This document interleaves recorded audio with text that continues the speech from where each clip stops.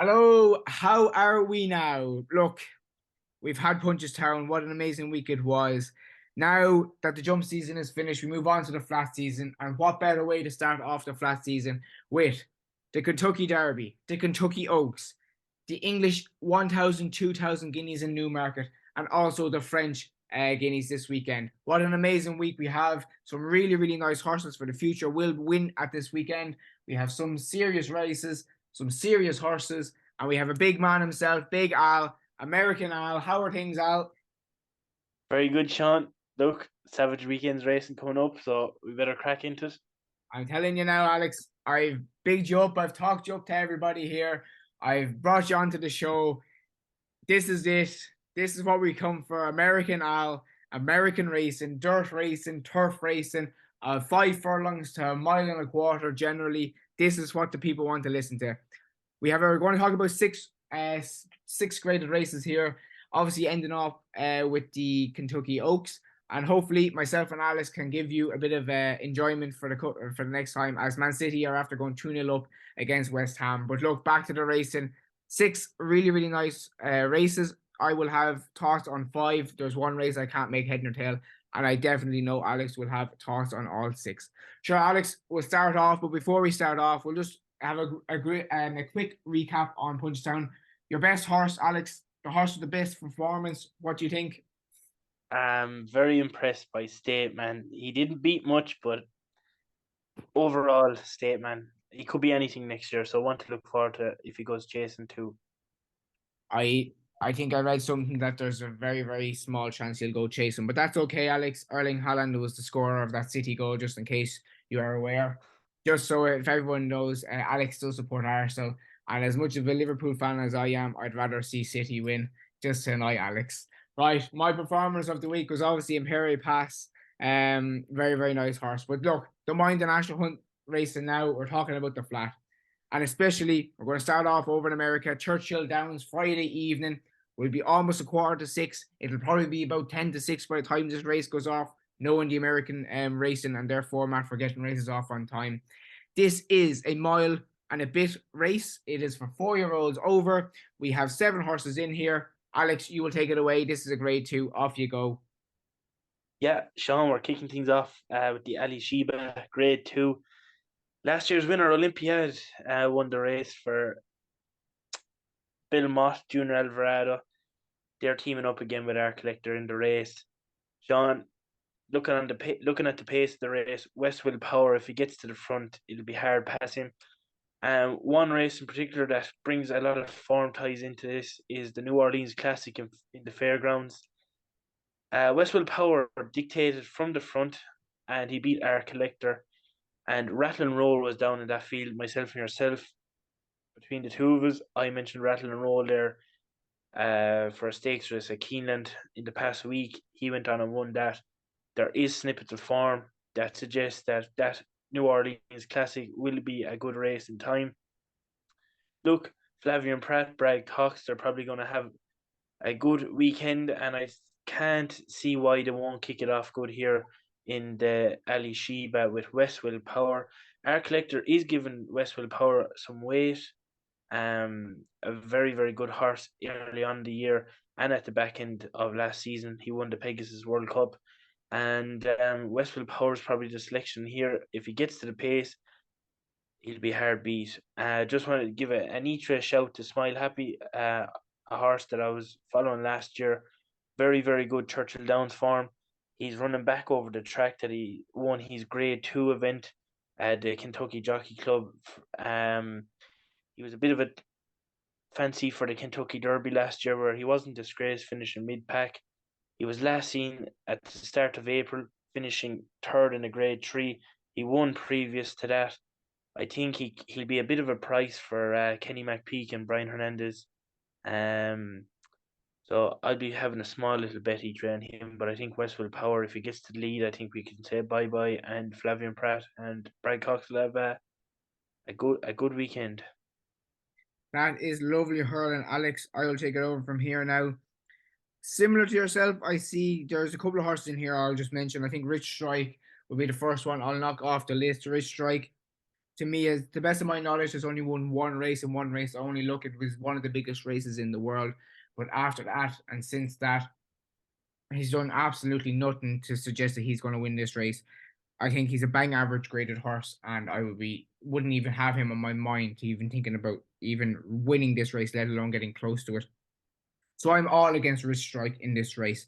I mentioned Last Samurai. Look, most of you don't know it, but me and Alex would have had plenty of discussions about the racing. And Last Samurai's last run, I put him up as a horse that I thought would win the race, and probably the best horse in that day didn't win the race. But look, I don't think Last Samurai is going to win this race. He probably should have won his last race. What I'm saying is there is better horse in this race, and I don't feel he is the best horse to win this race. I think Arcollector, like yourself, is a very nice horse. However, just the fact that he's given weight away, and just the fact that he's giving weight away, yeah, giving weight away, and he was beaten comfortably by Westwood Power last time out. It's just the form is just stacking up and it's pointing in one direction and one direction only. West Willpower. I believe, according to the morning line there on Equibase, that he was in around 2-1 with Art Collector not too far behind him, maybe around 3-1 or so. So look, what are we saying? We're saying back to Fav. Good luck and thanks in the first race we're going to talk about. That is our thoughts on the grade 2. Starting off our six races that we're talking about on Kentucky Oaks Day. We will move on then. We have a nice little grade 3 race. This is a mile and 1 furlong for 4-year-olds and over. Again, race 6. Alex, I'm going to let you go away. You're going to go with the format that you're going to start the race and I'll finish it off. Alex, give us your thoughts on this race, please. Yeah, the Modesty Stakes on turf for the older fillies. Last year's winner reopposes in this New Year's Day for Brendan Walsh. And that man in the saddle, Luis Saiz, we know we're a big fan of him, aren't we, Sean? Stop. I'll just correct you there for a second, Alex. The horse's name is New Year's Eve. New Year's Eve. New Year's Eve won the race last year. Comes in off the back of a good run behind probably your morning line favourite, the Dia, who's an Argentinian bred filly that was a Grade 1 winner in her native country. She was very impressive at the fairgrounds. She had New Year's Eve in behind her, and she some nice fillies, the likes of Adventuring. Look, she's probably going to be favourite. And I know this is the Favcast, but I'm probably going to be trying to take her on in here with New Year's Day. She likes the track at Churchill Downs. Brendan Walsh has had a winner or two early on in the week at Churchill Downs. But when it comes to turf in America, it's hard to ignore the Chad Brown man. He's coming in here with McCulloch and Shanta Sarah, two very, very good fillies. I'd be leaning slightly towards McCulloch. Irad Ortiz Jr. will take the ride. Second in the Edgewood last year, which we'll get onto later on in this year's renewal. Look, McCulloch, she probably wants a pace setup. I think she'll get it. She's a filly by Frankel. Very, very good form. Last seen running at Keeneland at the back end of last year in the Queen Elizabeth II Cup, which was a Grade 1. Gina Romantica won that day. Irad Ortiz has most of the rides and victories on the filly, and I think he gets on with her well. Look, Shantasara, she's the Grade 1 winner in the race, and Flavian Pratt's aboard. Look, they're the four I'm coming down on. I'm taking on the Dia. New Year's Day is going to be a big price. She always goes in or New Year's Eve, sorry, she always goes in under the radar. Louise Saiz for Brendan Walsh. So I'd probably end up picking New Year's Eve and McCulloch to hit the frame as well for Chad Brown. Not too bad, Alex. That's, I suppose, if there's 9 horses in the race and you put up 4, I suppose you will get one. Not in every race, but eventually you will pick the right one. Good man, Alex. So we are going with New Year's Eve and New Year's Eve and McCulloch. lovely hurling, Alex. Lovely hurling. Similar to you now. Look, I couldn't have New Year's Eve, but I'll just talk about one of our favorite jockeys, Luis. You mentioned to me during the week there he got a bad fall. Is he okay after that? Yeah, got a spill there yesterday on the turf. But yeah, he's okay. Unfortunately, the filly was put down as far as I know. But yeah, Louise got up and I think he rode in the next race. So all system go for the tap man. I think we'll get onto All that right. later on. Yes, we will get on to that later on, Alex. Obviously, sad news about the horse that Luis Saiz was riding in that race. But yeah, look, that happens, and that we may move on from that. And I'll go back and talk about the four horses that I think I'll put up. Like you put up New Year's Eve, I'll put up Sparkle Blue. I think its form is good. It has plenty of experience. It's not exceptional form, but the form is solid enough. And I think just in an open contest, Sparkle Blue might be the one outside of the top ones that might run into a nice place for Joel Rosario. Like yourself, I think the Dia, very nice horse. I will be taking it on. I'm not 100% sure on the morning line that it is favourite, but I'd imagine it will be close up to it. But I will be taking it on, and I will take it on with again the Chad man. He has two horses in this race, McCulloch, as you said, and Shantasara, who you also talked about. Personally, I'm kind of caught between two minds here. We're reading that we have McCulloch, who is by Frankel. Frankel, a mile and a quarter horse. Where we have Shantasara, Colsey. Colsey is by Kodiak. Kodiak is from a sprinting family. So if we're looking at that, America is easier to get a mile, in my opinion. The likes of Meditate got a mile easily over the Breeders' Cup, whereas she was campaigned as a 6-7 furlong horse in Ireland. I'm going to go for Shantasara just for the fact that McCulloch is his first run out, and I think she might, first run out of the season is always a hard race, no matter who you are. There's always that if or but that you might get caught in. You might not be sharp enough, quick enough, fit enough, even if you want to put that word out there. And I think Shantasara, just at the current form that she has, she might just be too good already race fit with 2 runs under her belt this season. So I'll go with Shantasara, but also McCulloch definitely has a chance, and I think the two of them definitely to take on um the Dia. And again, I'll say my horse in Sparkle Blue definitely has an each way chance if we are looking at a bigger price than that. So Alex, you're saying New Year's Eve and McCulloch. I'm saying Shantasara and McCulloch. Surely to God, McCulloch or Shantasara should get up. No? Yeah, we've got the Chad man on our side, so yeah, why not?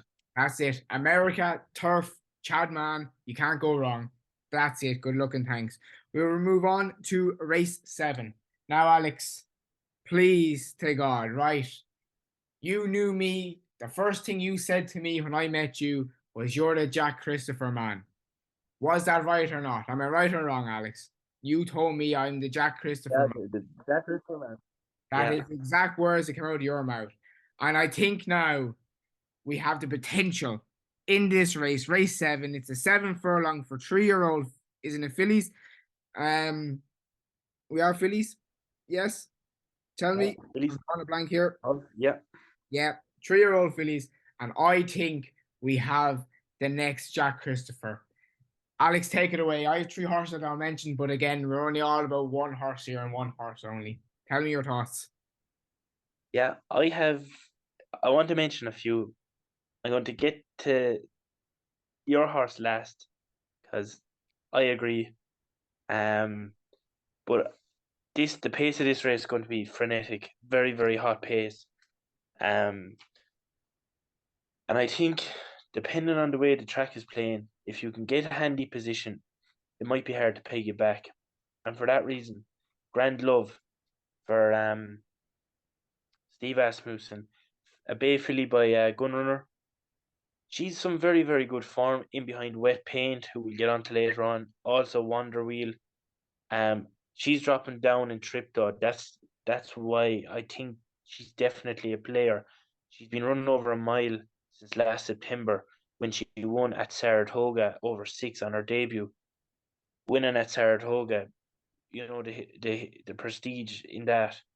I think this is an above average filly and steps back down a furlong to 7. If she gets to the lead, I wouldn't be surprised if she's not there to finish. The other one I want to mention is a filly for Chad Brown, a Seaday for Judmont, a filly by Into Mischief. You know me, I like a good maiden special weight, and she's coming out of a Gulfstream maiden special weight since the 16th of March. Now, what she's beat mightn't be much, but the way she won it was very, very eye catching. It's interesting that Flavian Pratt's taking the ride. And it's interesting they're throwing her straight into a grade 2 off the back of a maiden special weight run. Look, she too could be very, very interesting. She's stepping up a furlong from 6 furlongs, but I think if the race goes according to plan, for money's gold, she will not be beat. This yoke is an absolute aeroplane. By Munnings, for the Todd Pletcher, I rather Ortiz Jr. in the saddle. She won a stakes race at Tampa Bay Downs by nearly half the track. If the stretch was any longer, she would have won by more. She went off 2-7 that day and finished up at 2-7. This filly, as you say, could be very, very special, and she'll be the one in here for me. But like I said, Grand Love and Acide, two very, very nice fillies. There is some other fillies in the race that you can make a case for, the likes of Red Carpet Ready coming in from Gulfstream. But Money's Gold, she'd probably be the favourite. And as you say, back to Fav, but I think this really is a back to Fav, and I'll be getting stuck into Money's Gold. Now, look, I'll just ruin it a small bit. City are now 3-0 up. For anyone who's interested in American racing and football, the Premier League, there you go. City are after scoring, they're 3-0 up. Alex, we'll talk about two horses that I put up here. Also, I agree with your Flavian Pratt, the Chad Brown, the Juddmonte horse. The thing I found interesting is that for its win, Irad was on board, and now Irad is also switch jockeys onto Money's Gold. Well, I mentioned that one as well, and also I put up Red Carpet Ready since you mentioned it there. I do think Red Carpet Ready, you could forgive it his last run being behind Darth Vader, who is going for the Oaks. Definitely worth a look at there. But again, as we said, Alex, she is by Munnings. Munnings, the sire of the great Jack Christopher, 7 furlong specialist. She could be the same thing. I could not be more impressed with her last 2 runs. Like you said, she won by half the track. If the track was any bit longer, she would have won head and chest, no problem at all. I think this yoke is so, so exciting. But again, as you said, this is a really hot race. And if she is to be dominant, do you remember the Jack Christopher race that last year that he won? And the time Yeah, that I fell in love with him. If she's anywhere like that, I think we can just we can write it off. She is the next Jack Christopher. But Jesus Christ, I hope she really does put on performance. Just going off Racing Post there, they have a rated 118 official rating, whereas a seed is only 107. The likes of Red Carpet Ready is 96. They are expecting a massive performance. Look, it is a massive week for Todd. I'm hoping that this one goes and does perform and wins very, very well. But yeah, look, it's all go, all systems go. The 7th race, Money's Gold. I can't wait to see it. Alex, can you? oh, looking forward to Sean. Look, That's we've it. said it. We've said it now. We don't just hope she does the job. But Yes. she could be special, all right. That is exactly thing. And maybe if she wins this race, she might be on the potential machine. She'll probably be a certified machine if she does go and win this well. But yeah, we've mentioned a new thing, a new thing we're talking about. It's kind of similar to the TDN Rising Star, but we're going to take it as a potential machine instead of a TDN Rising Star. Just so you're aware on the TikTok, and that's what we're talking about today. We also had one. The first one was put up there as a Kingman out of Falling View who won in Ascot today. Alex, there's enough. We've put enough thought into that. We've told the people we could have the next Jack Christopher on our hands here, Friday evening. But anyway, we have to move on.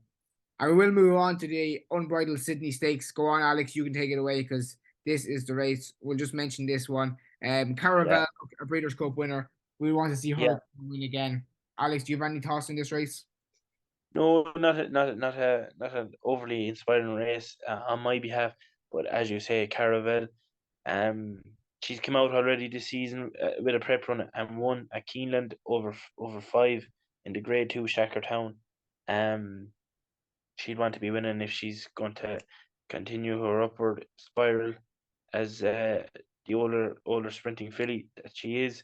So yeah, Caravel, Not too bad. And we will move see quickly how on. she goes. Yeah, we'll move quickly on there, Alice, because you have very little opinion on it, and also I have very little opinion on it. But I do really want to get your opinion on race number 9. Look, this is a mile and a small bit on the dirt.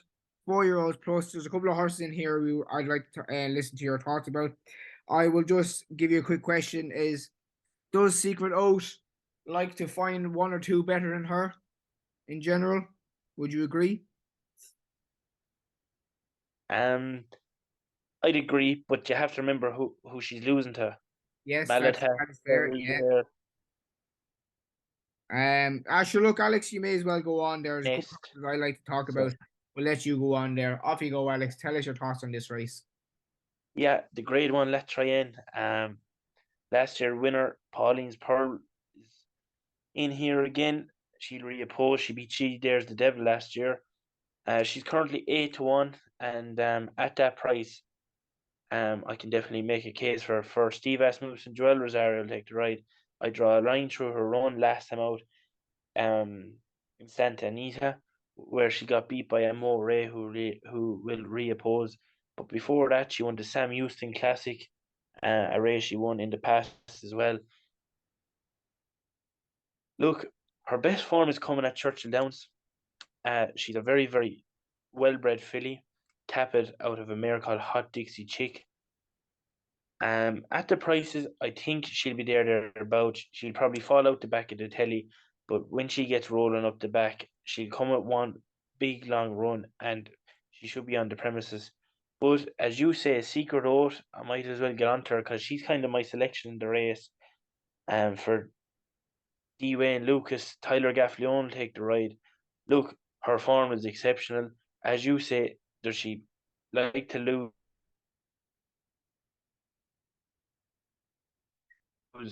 I wouldn't say she likes to lose.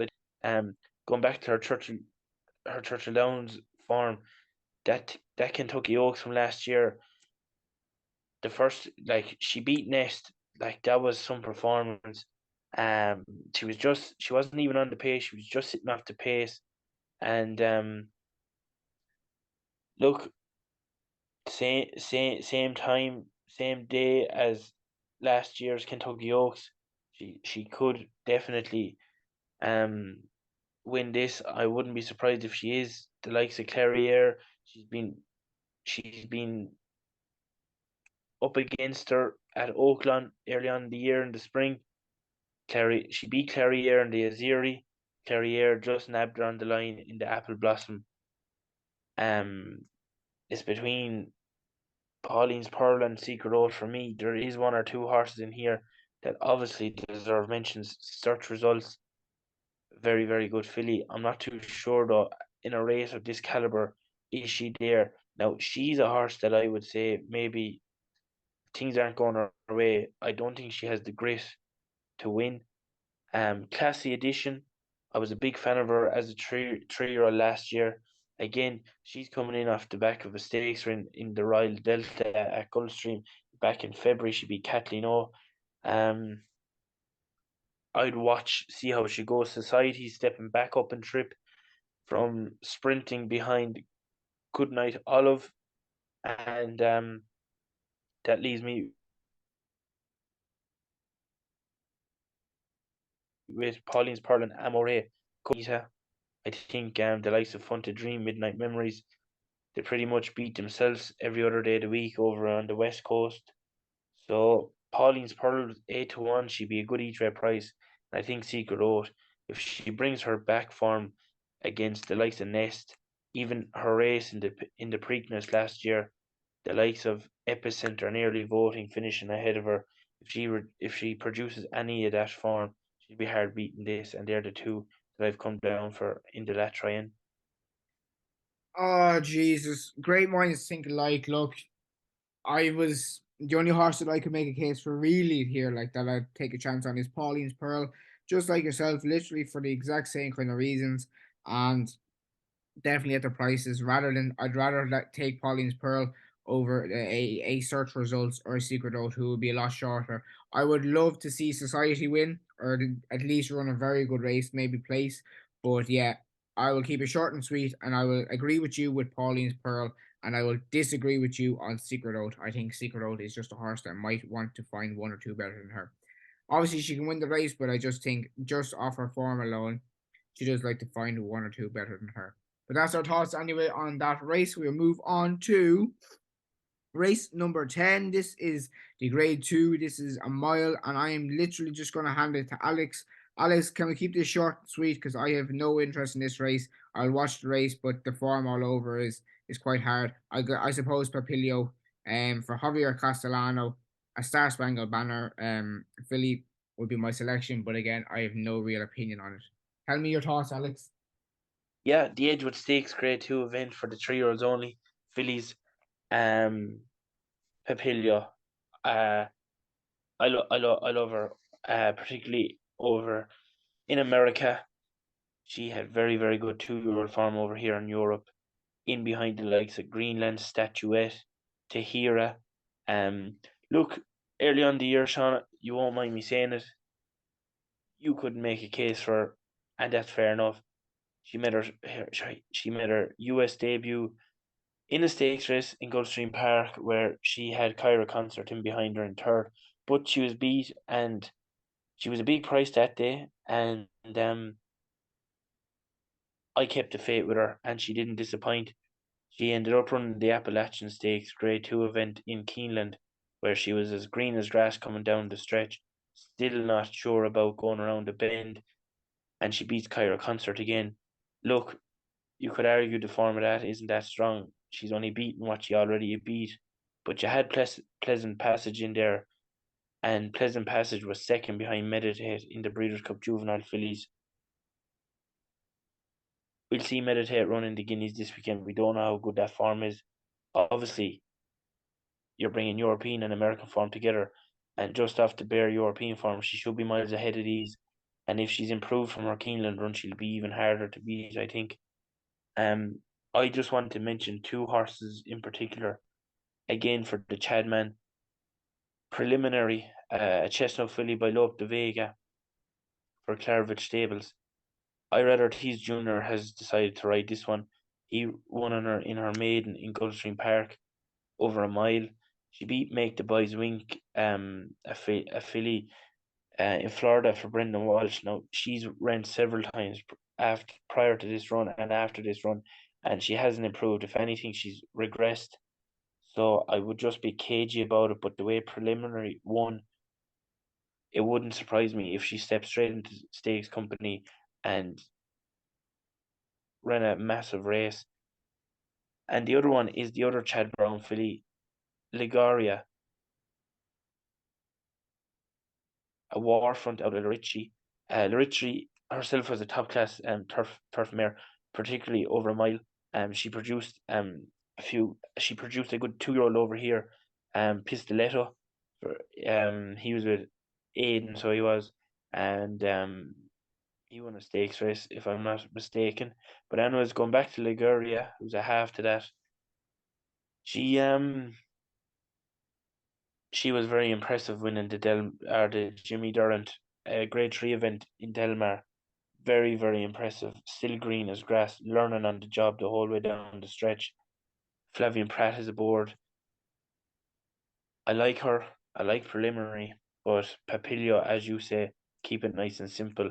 She'd probably be the favourite. I'd say back to Fav, but definitely, if the two Chad Brown fillies are bigger than 5-1, they're very, very dangerous and they're live in this race. And I most certainly back all three that I mentioned, but Papilio is the number one shot in here.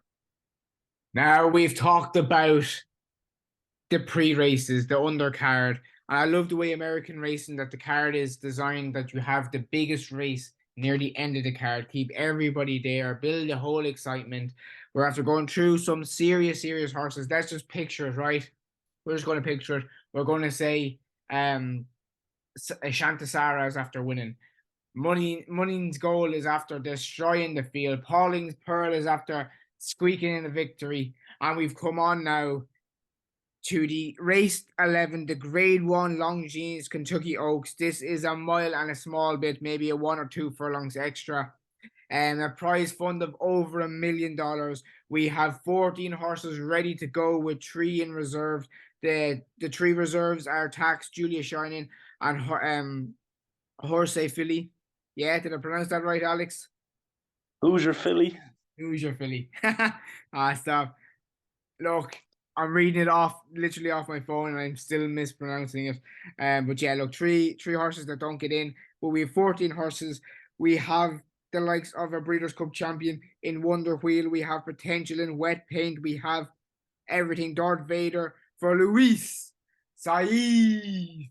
Alex, tell me your thoughts. Who's going to win? Give me your first three and let the people know exactly who's going to win this race. Off you go. Okay, Sean, I can give you the first three, but I'm going to give you five. Ah, for fuck's sake, Alex, for fuck's sake. Five You on the have to short feel list, it that, Sean. right? There's five on the short list. Five on the short list. Look, it whets the appetite for the Kentucky Derby. You see how the race plays up. You know at this stage, are the front runners going to have a handle on the race? Are the closers going to be coming in off a hot pace? It's just, and I think in general, like you say, the big race is on, the build up is on throughout the evening, and when you get it, then and you get you get the verdict. Oh, I think this could be very very good. Um, Look, the shortlist: Wet Paint, Botanical, Southlawn, Gambling Girl, Pretty Mischievous, and I'll discuss them now quickly in detail. Look, Yeah, Wet good man, Paint, nice and quick. Good man. That's what I nice and quick. Wet Paint, um, for Brad Cox and Flavian Pratt. We mentioned they could have had a few winners now before this race. Look, she's unbeaten in her last three. Fast track, sloppy track, off the pace, on the pace. She can do everything. She's probably going to be a short price favourite in here for Godolphin, a filly by Blame. She's the obvious one in here, and it's hard a poser. Botanical again for that man, Brad Cox, the local man, um, for the race. Botanical filly by Medaglia d'Oro. She has a dirt pedigree, but her last few starts have came on the all-weather Ortopeta surface at Turfway Park. But the way she's been winning them races is very, very impressive. I think she could be anything in here. I've been watching the workouts from the mornings, and she's one that's been catching the eye the whole time. I think she could be very, very good if she does that transition from the all weather to the dirt. She's got a good draw on six, right down the middle. She's versatile, whether it's early pace or just sitting off it. She has tactical speed, as they say. And Chris Landeros will take the ride. She's the second one. The third horse is Southlawn for Norm Cassie. Look, she wouldn't have came onto my radar only the fact that she won the Fairgrounds Oaks, and she beat Pretty Mischievous and the Alley's look. Um, Look, I think she had a breeding problem or a throw problem that was tampering her runs um at the back end of her 2 year campaign, and the way she won the Fairgrounds Oaks suggests that she's now peaking at the race. And I think that's what you need. You need a horse peaking at this time, and Ray Gutierrez will keep the ride. He's won on her now the last twice. She'll get the distance, no problem.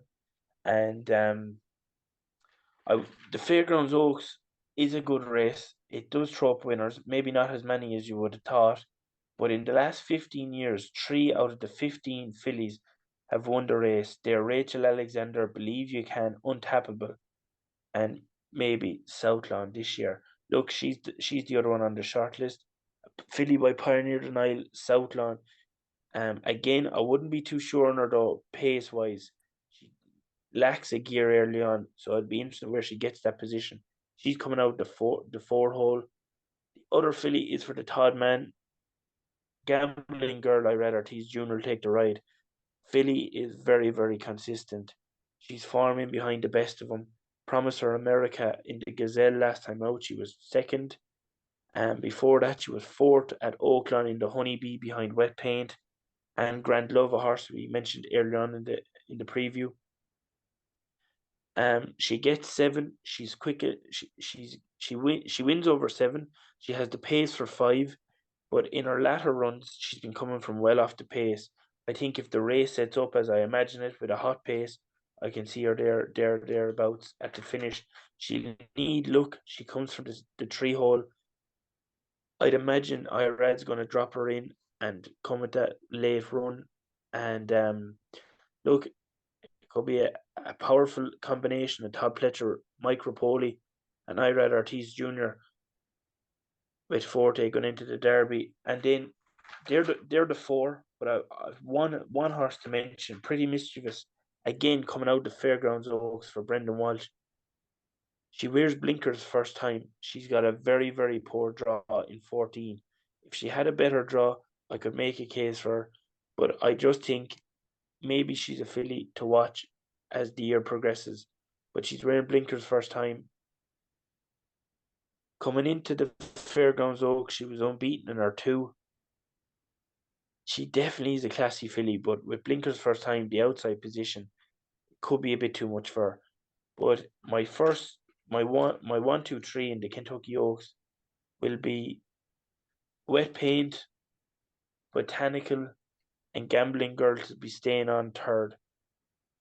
And I'd probably back to four of them as well, with South Lawn thrown in there as well. So look, that's my rundown, the Kentucky Oaks. I'm looking forward to it. I'd just give a mention, Julia Shine, if she was to get into the race, she'd be a massive player. But Sean, I'll leave it up to yourself. They're my thoughts. Looking forward to it. Yeah, and I will agree and disagree with you in certain ones. Yeah, look, I'd love to see Julia shining in it, but unfortunately, it does look rather slim that she is going to get and take up her chance in the race. I will mention three, but I will have a little dig at your one here. If we go to Gambling Girl and we go back to her last run, she beat an absolute machine in Shidabuti. Unfortunately, Shidabuti is not going to run into this. But maybe she could have ran very well, as you're saying, if there is a pace collapse and they go very, very hard at the start throughout the race. I think that Gazelle Stakes was a very interesting race. There was a couple of horses in there, very, very nice form. But I think Promise for America is probably the best horse in that race, and I'd still take her for the future even to beat Gambling Girl again and again. Wonder Wheel, what's your thoughts on Wonder Wheel, Alex? I suppose I was there at the Breeders' Cup, a really, really good performance, but has she just hit the peak and that's it? There's no more from her. What do you think? Um, as at the minute, I would be fairly confident saying she hasn't trained on, but if she bounced back to any of her 2 year old form, she'd be a massive player. I didn't even mention her in my little rundown there. It's just she's off the bile, and I wouldn't be a big fan of her. That's fair enough. I suppose if we compare this to the Derby, I'm kind of underwhelmed by the form in terms of certain horses here. I think this is a very open renewal. Compared to the Derby, where there is one or two horses that you can like, there's a couple of horses in the Derby you can like. I've struck off straight away that the form is just not good enough. For here is, even though they've been beaten, you just don't know how good the fillies are. I will mention my three. Um, I'm going to start off with the one that I think will be third. In Affirmative Lady. Look, Affirmative Lady is very nice horse. Last one over in Gulfstream. Very nice performance. Beat Sacred Wish. And Flakes, Darth Vader was fourth in that race. And I think that form is very, very solid. You have to give Darth Vader her chance in this race. And the fact that Affirmative Lady has already beaten her, very, very nice. And you'd expect her to go and win it again. And before that, obviously, she only won a maiden special weight in Gulfstream as well. I suppose the concern for me with Affirmative Lady is that it's been Keeneland, Aqueduct, Gulfstream. She hasn't ran on Churchill, and I suppose it's kind of like when you have your novice hurdler or your novice chaser, and they haven't been to Cheltenham. I'm just thinking, is that going to affect her going to Churchill and being in such a competitive field at the start? But I would stick Affirmative Lady to be my third. The second horse that I'm going to talk about, who I think will come second, is Wet Paint. Look, I think this race could set up really, really well. As you're saying, there's plenty of pace in the race. And if they do go that bit hard, even at the start, going around the bend, back straight, and then coming into the next bend, they might start to just stop and paddle. And I think Wet Paint's running style for Flavian Pratt she just could start picking off a few, like in her previous races, just picked them off, and came home with a lot in hand. Look, she beat Tax there in a grade three the last time the fantasy stakes. She beat her well. Would you agree? There was plenty in her. There was more in that Yeah, I think it yeah. was 2 or 3 lengths she won by, but there is plenty more in her in that. I think Botanical, you have to mention, is a very nice horse, but I think um Wet Paint and definitely Affirmative Lady have definitely their chances. And I think the main one, main one, you've already mentioned it, is South Lawn. Um, to me, I don't know if the draw is a good thing or a bad thing. I think it's more of a bad thing than a good thing. Would you agree on the draw in number 4? Yeah, funny draw, but I don't see her with early pace, and she's tricky to get a handle on. But her last performance was very good, so Yeah, that's where I came on it. And now, look, you've mentioned it already. The 2-year-old campaign was not good, but 2 runs, 2 wins as a 3-year-old, you have to be you have to take it into notice, and especially that last run. That last run in the Oaks, that Fairground Oaks, pretty mischievous. The Alley's Luck, who's your filly? 3 very nice horses, beat them with a bit in hand. Again, it's the draw, the start of the race. The start of the race is crucial in nearly every 99% of American racing, but obviously when you have 14 fillies that are running at the top of their game, going around the first bend trying to get their position, it's going to be very, very hard. I hope I would like to see one of the 3 that I've mentioned. Look, obviously you've mentioned 2 as well. But yeah, look, that's my thoughts. It's not really, as I said, it's more of an underwhelming, very, very open. It's not like the Derby. I can't wait to talk about the Derby. When I was looking through the form here and really getting into it, I was kind of like, oh, this horse is nice. It's not blowing me away. Like, do you ever get them horses where it's just like, oh my God, I don't care what else is in this race. This horse's form is amazing, or it's produced this kind of epic run. I just don't feel that there is any that have done it yet. Wet Paint obviously is the favorite, and rightfully so. I think Botanical definitely has a chance, but I'll take my 3 to finish up our podcast or our video on the Kentucky Oaks and the Kentucky Oaks undercard. I'm going for South Lawn to win, Wet Paint second, and Affirmative Lady third. Alex, give me your first 3 again. Wet Paint, Botanical, and Southlawn. Gambling Girl on this team. Gambling Girl to be out the back of the telly because she's not good enough. That's Well, great, Alex. And just in terms of those 6 races that we talked about, mainly those 5, can you give me your nap and your next best, I suppose, and maybe a little each way play as well? the nap is Money's Gold.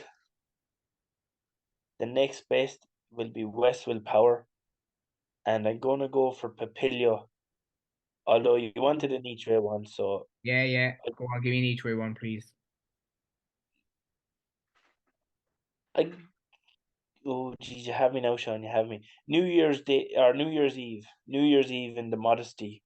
That is not too bad.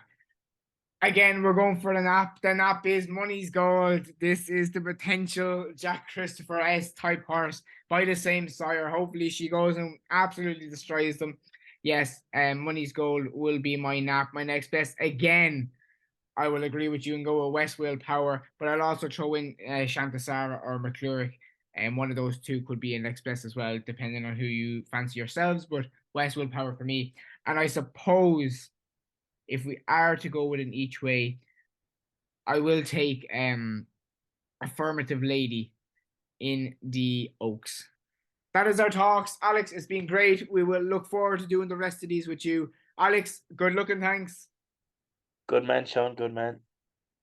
That is it. Thank you for listening.